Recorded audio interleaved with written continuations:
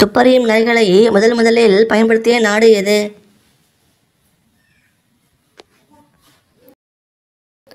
விடை France. Boomer என்பது எந்த விலங்கை குறிக்கும்?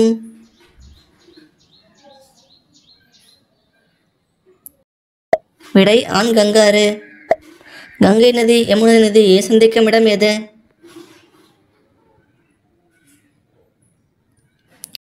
விடை அலகாபாத்.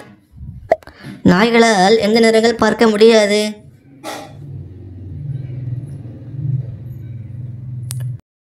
விடை சிவப்பு ஆரஞ்சு. உலகின் மிகப்பெரிய தீவு எது?